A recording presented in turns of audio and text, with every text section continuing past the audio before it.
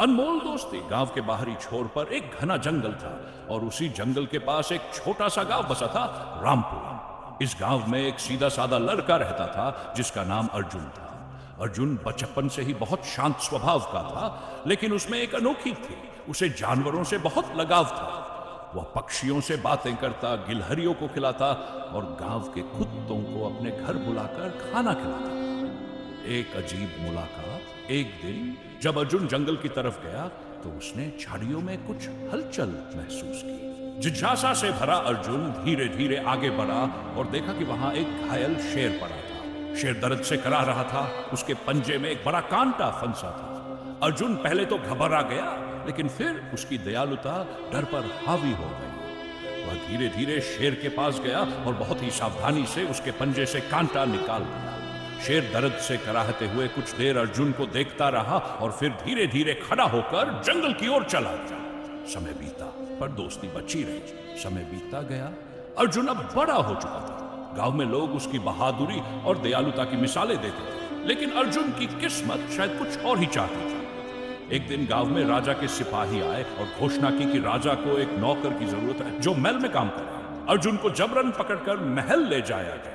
वहां उसे कई कठिन काम दिए गए, लेकिन उसकी मेहनत और ईमानदारी से राजा प्रभावित हो गए। मुसीबत का पहाड़। कुछ दिनों बाद महल में किसी ने चोरी कर ली। राजा को जब इस बारे में पता चला तो उन्होंने बिना सोचे समझे अर्जुन पर चोरी का इल्जाम लगा दिया। राजा ने आदेश दिया कि अर्जुन को जंगल में छोड़ दिया जाए, जहां जंगली जानवर उसे खा जाए।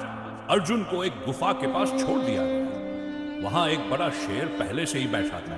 महल के सैनिकों ने सोचा कि अब अर्जुन की मौत निश्चित है, लेकिन तभी कुछ अजीब हुआ। वह शेर धीरे धीरे अर्जुन के पास आया और प्यार से उसकी ओर देखने लगा। अर्जुन ने भी उसे ध्यान से देखा और पहचान गया, यह वही शेर था जिसकी उसने कभी मदद की थी। दोस्ती की जीत। शेर ने अर्जुन को कोई नुकसान नहीं पहुंचाया, बल्कि उसे अपनी गुफा में ले गया और खाने के लिए फल फूल लाकर दिए। अगले दिन जब राजा को यह खबर मिली कि अर्जुन जिंदा है और एक शेर उसका दोस्त बन गया है, तो वे खुद जंगल में आए। उन्होंने यह देखकर हैरानी जताई कि अर्जुन और शेर में गहरी दोस्ती थी।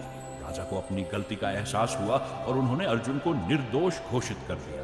राजा ने उसे महल में एक महत्वपूर्ण पद दिया और अर्जुन ने अपने दोस्त शेर के लिए जंगल में एक सुरक्षित स्थान बनवाया, जहां वह शांति से रह सके। कहानी से सीख।